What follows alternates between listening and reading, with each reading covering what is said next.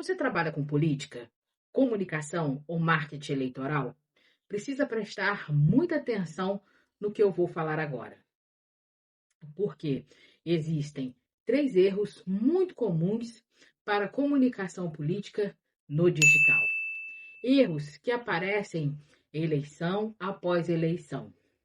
Erros que fazem campanhas desperdiçarem tempo, dinheiro e oportunidade.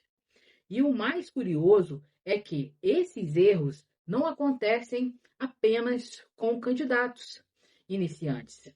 Eles acontecem também com políticos experientes. Hoje eu quero falar sobre os três maiores erros da comunicação política no digital. E entender esses erros pode fazer toda a diferença no resultado de uma eleição. O primeiro grande erro é a falta de planejamento. Pode parecer algo básico, mas a verdade é que grande parte da comunicação política ainda funciona no improviso. A equipe chega no gabinete, olha para o celular e alguém pergunta: o que vamos postar hoje?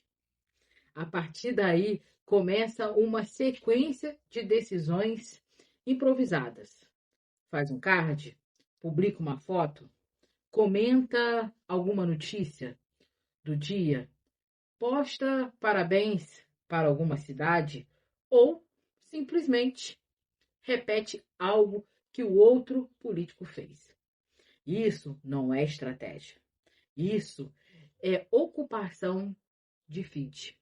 Comunicação política estratégica precisa começar muito antes da postagem. Ela começa com diagnóstico. Quem é esse político? Qual é a história dele?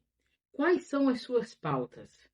Quais são os seus pontos fortes? Quais são seus pontos fracos? Qual o público ele precisa alcançar? Qual o território ele precisa consolidar? Sem responder essas perguntas, qualquer comunicação vira apenas tentativa e erro. Quando existe planejamento, cada conteúdo tem um objetivo.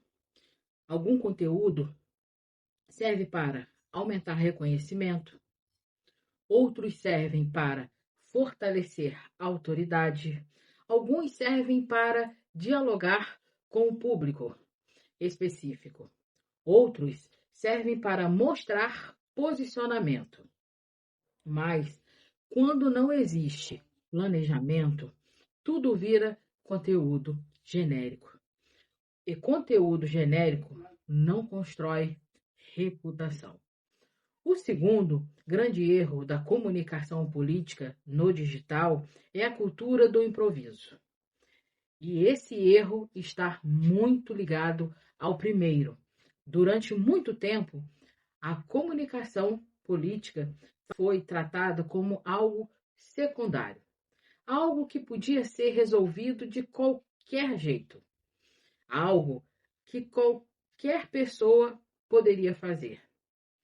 E por isso surgiu um fenômeno muito comum na política, o famoso o sobrinho faz, ou então alguém da equipe posta, ou ainda vamos decidir no dia. Esse modelo funcionava parcialmente quando a comunicação política dependia muito mais da imprensa tradicional, mas o cenário mudou completamente. Hoje, as redes sociais são um dos principais espaços de construção de reputação política. E isso exige profissionalização, exige método, exige planejamento, exige estratégia. Porque rede social não é apenas postar, é construir narrativa, é organizar posicionamento e repetir mensagem, é fortalecer a identidade política. Quando a comunicação é improvisada, O resultado geralmente é confuso. O perfil fala de tudo, opina sobre todos os assuntos, comenta todas as notícias, entra em qualquer trend e no final o eleitor não consegue entender o que aquele político representa. Esse é um dos maiores problemas da comunicação política improvisada. Falta identidade, falta coerência, falta posicionamento, e sem posicionamento não existe autoridade. O terceiro grande erro da comunicação política no digital é subestimar o tráfego pago. Esse talvez seja um dos pontos mais mal compreendido por muitos políticos. Existe ainda a ideia de que impulsionamento é algo que só deve ser usado durante a campanha eleitoral. Mas isso é um equívoco. O tráfego pago é uma ferramenta estratégica. Ela serve para ampliar alcance, ela serve para levar o conteúdo para públicos que ainda não conhecem o político. Ela serve para testar mensagem, ela serve para construir presença fora da bolha. Hoje, as redes sociais funcionam por distribuição algorítmica. Isso significa que o alcance orgânico tem limites. E quando o político ignora o tráfego pago, ele acaba falando apenas com quem já o segue. Ou seja, continua dentro da mesma bolha. Enquanto isso, outro candidato pode estar investindo estrategicamente em distribuição de conteúdo, ampliando o reconhecimento, construindo presença em territórios importantes e alcançando eleitores que o primeiro candidato nunca chegou. Por isso, o tráfego pago não deve ser visto como gasto. Ele deve ser visto como investimento estratégico. Claro, desde que seja bem feito.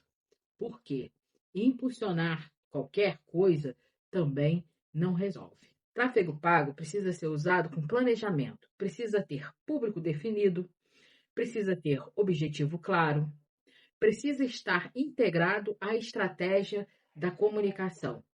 Quando isso acontece, ele se soma a uma das ferramentas mais poderosas da comunicação, política digital.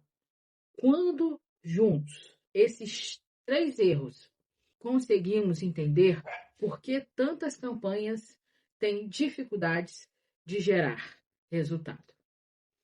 Falta planejamento, existe improviso e o tráfego pago é subestimado ou mal utilizado.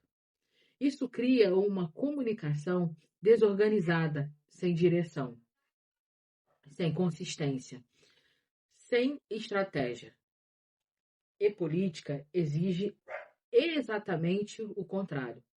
Exige organização, exige clareza, exige método e uma comunicação política eficiente precisa responder algumas perguntas fundamentais. Quem é esse político? O que ele defende? Qual problema ele quer resolver? Qual público ele representa? Qual território ele precisa consolidar? Quando essas respostas ficam claras, a comunicação começa a ganhar direção. E quando existe direção, cada conteúdo passa a fazer parte de uma estratégia maior. Por isso, eu sempre digo, comunicação política não é apenas estética, não é apenas postar bonito, não é apenas gravar vídeo. Comunicação política é estratégia. E posicionamento é construção de reputação. E reputação se constrói com planejamento, consistência e método, não com improviso. Se você trabalha com comunicação política ou pretende disputar eleição, vale a pena refletir sobre isso. Sua comunicação hoje é planejada ou improvisada? Você está construindo estratégia ou só está ocupando o feed da sua rede social? E principalmente, você está utilizando todas as ferramentas disponíveis de forma estratégica? Porque na política, muitas das vezes a diferença entre ganhar ou perder uma eleição está exatamente na forma como que a comunicação é conduzida. Se esse conteúdo fez sentido para você, deixa seu like, o seu comentário e, claro, não deixa de se inscrever no canal.